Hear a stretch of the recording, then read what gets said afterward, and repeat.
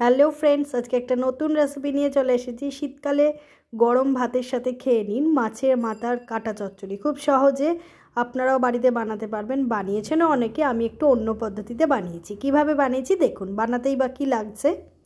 নিয়েছি রুই মাছের দুটো মাথা, মানে একটা মাথা মাঝখান থেকে ভেঙে নিয়েছি। নিয়েছি পেঁয়াজ, আলু, রসুন, টমেটো আর কাঁচা লঙ্কা, আর নিয়েছি মাছের মাথা। এবার কড়াইটা একটু গরম হলে দিয়ে দিচ্ছি পরিমাণ মতন সর্ষের তেল, দিয়ে মাছের মাথাগুলো দিয়ে একটু ভালোভাবে ভেজে নেব। ভিডিও ভালো লাগলে লাইক, শেয়ার, সাবস্ক্রাইব, কমেন্ট করে একটু পাশে থাকবেন। নতুন কোনো রেসিপি দেখতে চাইলে অবশ্যই কমেন্ট করবেন। দেখুন, দেখতে দেখতে মাছটাও ভাজা হয়ে গেছে, আপনাদের সাথে একটু গল্পও করা হয়ে গেল। আসলে কি বলুন তো, রেসিপিগুলো শেয়ার আপনাদের সঙ্গে না করলে কিন্তু একদম ভালো লাগে না।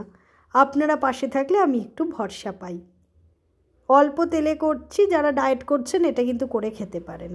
মাছের মাথা ভাজা হয়ে গেলে সেই তেলেই দিয়ে দিচ্ছি আলু, কাঁচা লঙ্কা, টমেটো আর পেঁয়াজ দিয়ে ভালোভাবে এগুলো ভেজে নেব। চাইলে আপনারা আরেকটু সর্ষের তেল অ্যাড করতে পারেন। এবার যে মাছের মাথাগুলো ভাজা হয়ে গেছে সেগুলো একটু ঠান্ডা হতে দিয়েছি, দিয়ে মশলাটা আর একটু ভালোভাবে কষিয়ে নিচ্ছি।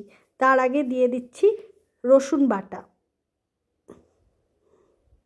রসুনটা না পুরোটা বেটে ফেলবেন না, একটু গোটা গোটা রাখবেন, কারণ তরকারি হয়ে গেলে যখন মুখে পড়বে খেতে কিন্তু খুব ভালো লাগবে। আর যদি আপনারা এরকম রসুন খেতে না পারেন তাহলেও কিন্তু রসুনটা বেটে দিতে পারেন। দিয়ে দিলাম স্বাদ মতন নুন, দিচ্ছি রঙের জন্য সামান্য কাশ্মীরি লঙ্কার গুঁড়ো, হলুদ গুঁড়ো আর সামান্য পরিমাণ চিনি দিয়ে ভালোভাবে এটাকে একটু ভেজে নেব।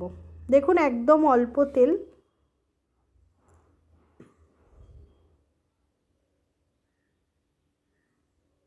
যেভাবে আপনারা আমার পাশে রয়েছেন সেভাবে আরেকটু পাশে থাকুন। ভিডিওতে বেশি করে লাইক, কমেন্ট করুন, শেয়ার করুন। কথা বলতে বলতে এটা ভাজাও হয়ে গেছে প্রায়। দিয়ে দিলাম সামান্য পরিমাণ জল, দিয়ে মশলাটা কষিয়ে নিয়ে দিয়ে দিচ্ছি আর একটু জল। এবার আমি আলুটা ফুটে ওঠার জন্য অপেক্ষা করছি। সামান্য পরিমাণ হয়েও গেছে আলু ফোটা।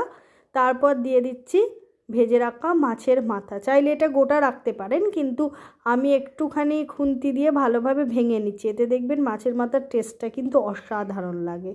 দিয়ে আমি আরেকবার একটু কষিয়ে নিচ্ছি। দেখুন কত সুন্দর কালারটা এসেছে।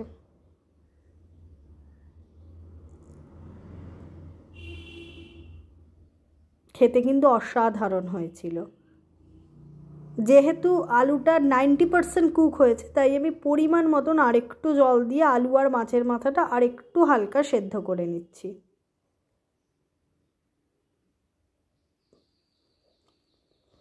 সেদ্ধ হয়ে গেছে, তৈরি হয়ে গেল আমার মাছের মাথার কাটা চচ্চড়ি। পরিবেশন করে দেখাচ্ছি। এই দেখুন, এটা কিন্তু শীতকালে খেতে অসাধারণ লাগে, গরমকালেও আপনারা খেতে পারেন। শীতকালে এই রকমভাবে বাড়িতে এটা বানিয়ে খান। সুস্থ থাকবেন, ভালো থাকবেন। জয় তারা।